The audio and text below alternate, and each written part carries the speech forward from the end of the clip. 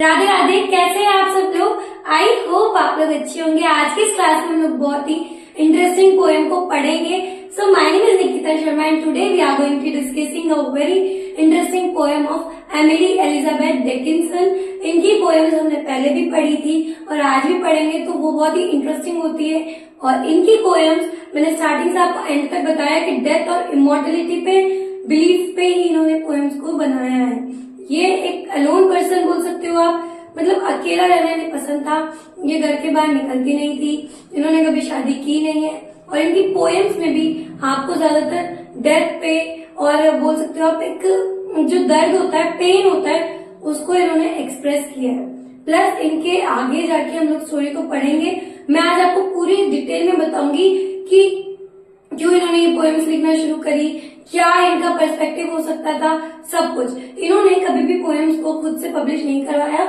ये खुद एक रूम में अकेली रहती थी और पोएम्स को लिखा करती थी। इन्होंने कभी भी पोएम्स को कोई टाइटल वगैरह दिया नहीं था और कोई भी पोएम लिखती थी तो एक मिस्टीरियस जर्नी को शो करती थी। उसी तरह इन्होंने इस पोएम में जो ये है because I could not stop for death, इसमें भी इन्होंने यही किया है कि इन्होंने कोई टाइटल्स नहीं दिए।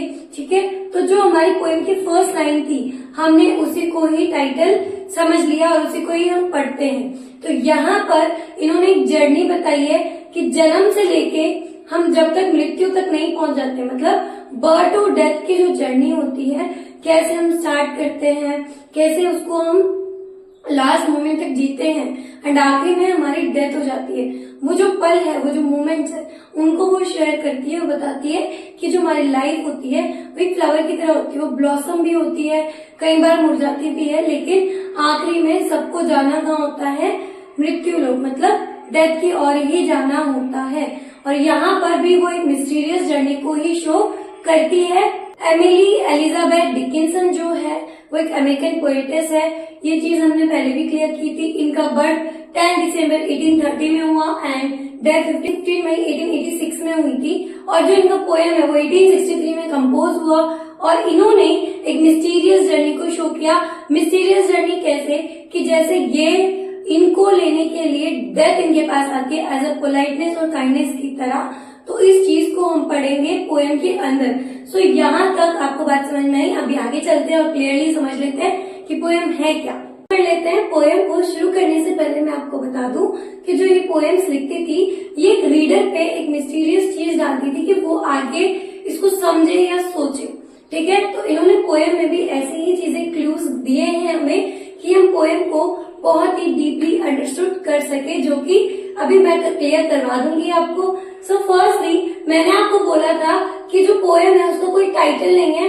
हमने पोएम की फर्स्ट लाइन जो थी उसी को ही टाइटल में मेंशन किया है। सो कहते हैं because I could not stop for death he kindly stop for me.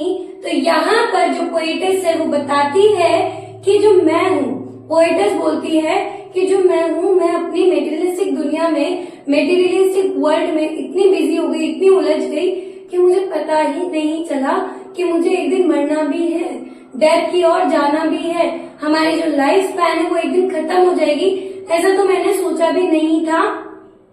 He kindly stop for me, लेकिन डेथ जो है वो मेरे लिए रुकी। यहाँ पर जो ही वाला पर्सोनिफिकेशन है, इसका मतलब है डेथ। यहाँ पर डेथ को एक इंसान की तरह सिंबलाइज किया गया है, इंसान की तरह बताया गया है, बहुत काइंडली बताया गया है कि वो उसके लिए रुकी और उसे लेने आई।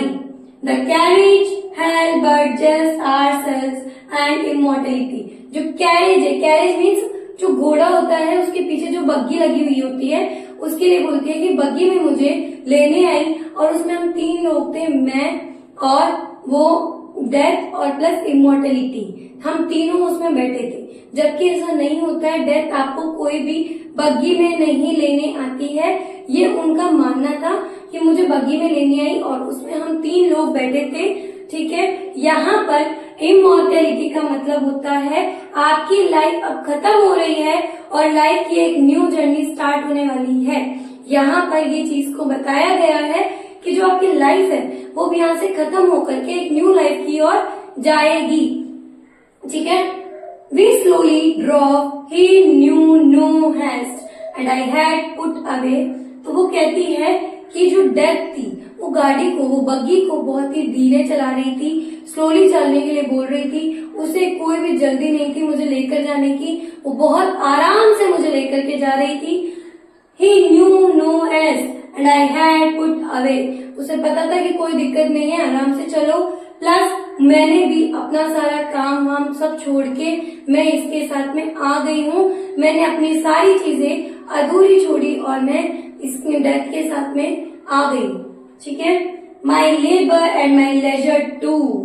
माई लेबर मीन्स मेरा काम, लेजर मतलब कि जो मेरा एक टाइम था, फ्री टाइम था, जो मैं स्पेंड करती थी अपना, जो थोड़ा बहुत मुझे इतनी बिजी लाइफ में फ्री टाइम मोहलत में मिल जाती थी, वो सब कुछ, बुरा टाइम अच्छा टाइम, मेरा काम, मैं सब कुछ छोड़कर डेथ के साथ आ गई हूँ। और क्यों आई हूँ? फॉर हिज सिविलिटी, क्योंकि वो बहुत पोलाइटली मुझे लेने आई थी। उसकी काइंडनेस को देखकर, उसके पोलाइटनेस को देख करके मैंने अपना सारा काम छोड़ा और मैं किसके साथ आ गई? डेथ के साथ में आ गई हूँ। बात समझ में आई कि वो कह रही कि मैं तो इतनी बिजी थी कि मुझे तो डेथ का पता ही नहीं था, लेकिन डेथ मुझे लेने आई। और किस में लेने आई? बग्गी में लेने आई। और हम जब तीनों जा रहे थे तो बहुत धीरे धीरे जा रहे थे। उसके बाद मैंने अपना सारा काम अधूरा छोड़ के, बुरा समय अच्छा समय, मेरा काम सब छोड़ करके मैं डेथ के साथ इसलिए आ गई क्योंकि वो बहुत पोलाइटली थी, वो बहुत मेरे साथ में अच्छी थी, इसलिए मैं डेथ के साथ में आ गई हूँ। अभी आगे कर लेते हैं, आगे क्या है देख लेते हैं हम लोग फटाफट से। We passed the school where children straw at recess in the ring। यहाँ पर जो हमारे पोएटस है वो बताते हैं कि जब हम जा रहे थे तो उस टाइम पर हम एक स्कूल के पास से गुजरे और वहाँ पर बच्चे खेल रहे थे, उछल कूद कर रहे थे। कब? जब रेसेस था। रेसेस मीन्स उनका लंच टाइम। उस टाइम पर जब रिंग हो रही थी तो बच्चे इधर उधर भाग रहे थे, खेल रहे थे। And we passed the fields of gazing grain, we passed the setting sun। फिर उसके बाद में हम वहाँ देखने के बाद जब आगे की ओर बढ़े तो हमने देखा कि खेतों में जो ग्रेन्स है वो अच्छे से पक चुके हैं। वो जो अनाज के खेत है उनमें अनाज जो है वो अच्छे से पक चुकी है। गेजिंग का मतलब है अनाज अच्छे से पक चुकी है और बाहर निकलने जैसी हो रही है और वो हमें घूर रही है, हमें देख रही है। We passed the setting sun। और उसके बाद में हम ढलते हुए सूरज की ओर के पास से गुजरे, उसकी तरफ से गुजरे। और rather he passed us the dews dew quivering and chill। ऐसे लगा जैसे या तो हम उसके पास से गुजरे सन के पास से या फिर सन हमारे पास से गुजरा। ये दोनों का कॉम्बिनेशन अलग है। मतलब जो सेटिंग सन था वो गुजरा, या तो हम लोग उसके पास से गुजरे या फिर वो हमारे पास से गुजरा। The dews and drew quivering and chill. और उसके बाद में धीरे धीरे शाम ढलने के बाद में एक नमी सी हो गई, एक हवा चलने लगी, ठंडी ठंडी हवा आने लगी और मेरा जिस्म सर्दी के ठंड से या सर्दी की वजह से कांपने लगा। For only gossamer my gown, my tippers only chully। फिर वो यहाँ पे कहती है जो गोसमर था उसको बोला जाता है पतला कपड़ा, जिसे आप कह सकते हैं छोटा पतला कपड़ा जिसका उन्होंने गाउन पहना था। उन्होंने बहुत ही पतले कपड़े का गाउन पहना था जिसमें ठंड नहीं रुक रही थी। And tippet and tulle, it means जो शॉल उन्होंने ले रखी थी अपने पास वो भी बहुत ही पतले कपड़े की थी जिसकी वजह से उनकी ठंड वहाँ पे रुक नहीं पा रही थी। नेक्स्ट स्टैंजा पे चलते हैं और क्लियर कर लेते हैं वो स्टैंजा क्या है। अब देख लेते हैं हमारे नेक्स्ट स्टैंजास को। We passed before a house that seemed the swelling of the ground। अब जहाँ हमारी जर्नी थी, जहाँ हमें जाना था, हम वहाँ पर पहुंच चुके हैं, हमारी डेस्टिनेशन पे पहुंच चुके हैं हम लोग। ठीक है। A swelling of the ground। और जहाँ पर मैं देख रही हूँ वो जमीन जो है वो बहुत ही सूजी हुई लग रही है। स्वेलिंग मतलब सूजी, सूजना, सूजन जो हो जाती है ना जब अपने हाथ पे हो जाती है तो हाथ थोड़ा सा मोटा मोटा दिखाई देता है, उभरा हुआ दिखाई देता है। वैसे वो कहती है कि जहाँ मैं आई हूँ उसकी जो जमीन है, जो ग्राउंड है, वो भी मुझे सूजा हुआ ही लग रहा है। The roof was scarcely visible.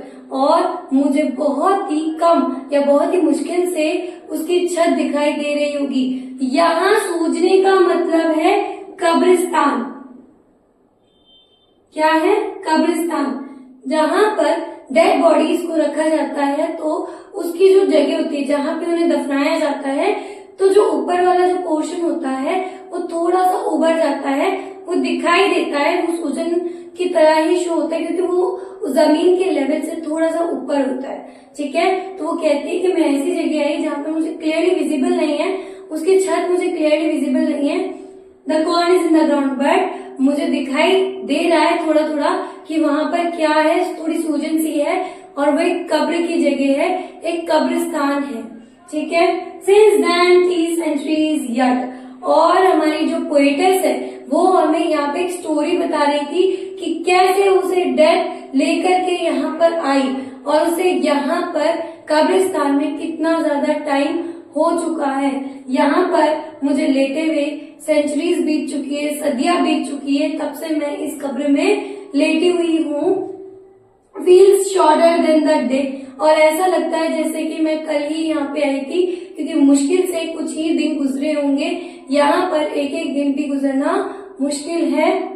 I first summarized the horse's head word to word eternity, और जब मैं पहली बार यहाँ पर घोड़ों के साथ आई थी, मीन्स जब मुझे घोड़े कैरेज में लेने आए थे, बग्गी में लेने आए थे, तो ऐसे लग रहा था कि जो घोड़ों का सर है वो मुझे डेथ की ओर डायरेक्शन में लेके जा रहा है, एटर्निटी की ओर लेके जा रहा है। यहाँ पर पोयम फिनिश हो जाती है। ठीक है, अभी मैं आपको क्लियर करती हूँ कि पोयम में ऐसी कौन कौन से क्लूज है जो हमें बताते हैं कि इस पोयम में ऐसी चीजें हमारी लाइफ रिलेटेड हो सकती है। जो हमारी पोएटेस है उसने बहुत सारे क्लूज दिए और हमें बताया कि कैसे एक लाइफ जो होती है स्टार्टिंग से लेके एंड तक कैसी होती है, और जब एंड में हम लोग उस डेस्टिनी पे पहुंचते हैं तो हमें कैसा फील होता है, कैसे हमारी लाइफ के मोमेंट्स खत्म हो जाते हैं। तो उन्होंने बताया कि जो मौत है, डेथ जो है, वो बहुत ही कर्तव्य के साथ अपना काम करती है, वो टाइम वेस्ट नहीं करती। जब उसे पता होता है कि इसकी डेथ होगी तो वो उसे लेकर जाती है, वो अपना काम पूरा करती है, वो कभी भी अपना काम अधूरा नहीं छोड़ती है। प्लस जो रिंग, बच्चों की जो रिंग थी, वो बताया गया है जीवन के चक्र से, कि जो मरण और जीवन का चक्र है वो भली भांति चलता है, हम चीजों को समझना शुरू करते हैं। फिर आती है हमारी कौन सी चीज कि उस टाइम पर हम बहुत उछल कूद करते हैं, हमारी लाइफ में इतनी अंडरस्टैंडिंग नहीं होती है, मेच्योरिटी नहीं होती है, हम चीजों को बच्चों की तरह लेते हैं और उन्हें भूल जाया करते हैं। लेकिन जब हम एक अनाज के दाने की तरफ पक जाते हैं, इट मीन्स जब हमारी यंग एज आती है, जब हमारे अंदर मेच्योरिटी आती है, तो हम चीजों को समझने लगते हैं और उन चीजों को अंडरस्टैंड करने लगते हैं।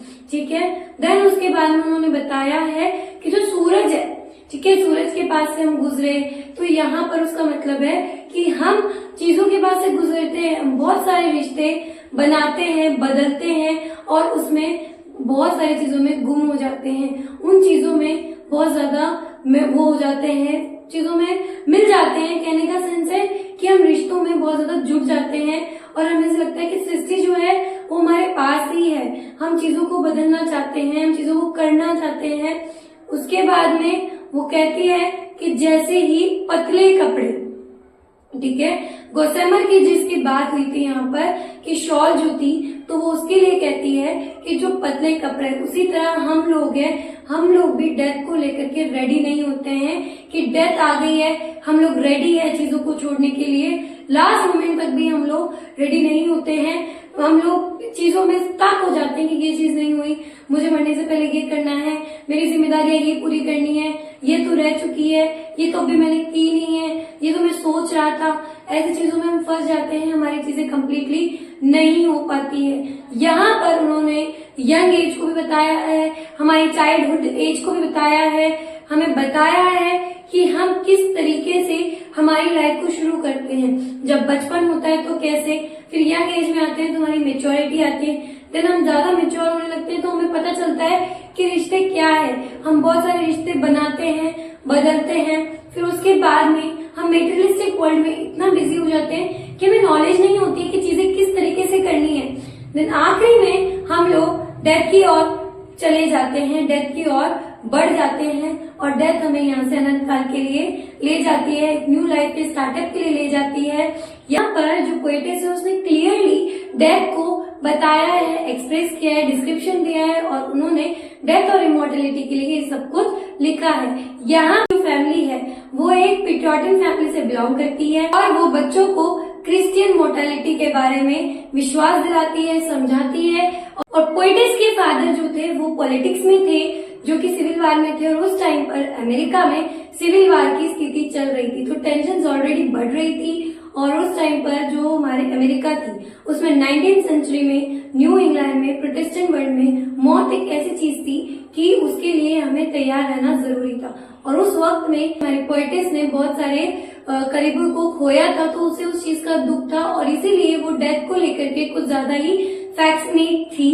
को ब्लैकआउट्स की प्रॉब्लम थी। ब्लैकआउट्स इट मीन्स मिर्गी के दौरे उन्हें पड़ते थे, तो इसलिए भी वो उसको डेथ के साथ में करीबी रिलेशन बना करके समझती थी कि ये एक डेथ का ही पर्सोनिफिकेशन हो सकता है, फैक्ट्स नहीं हो सकता है। प्लस वो जब मरी थी उसके 7 महीने पहले से वो बीमार थी, बिस्तर पर थी, तो इसलिए उन्होंने डेथ को बहुत ही करीबी तरीके से समझा है, इमोशंस को समझा है, इसलिए वो डेथ को लेकर के कुछ ज्यादा ही क्लियर है और डिस्क्रिप्शन देती है कि ये चीजें ऐसे होती है।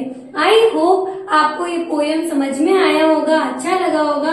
अगर अच्छा लगा हो तो please subscribe my channel and press the bell icon ताकि मेरे वीडियोस की लेटेस्ट नोटिफिकेशंस आपको मिलती रहे। Thank you so much, have a good day, stay soon, stay happy.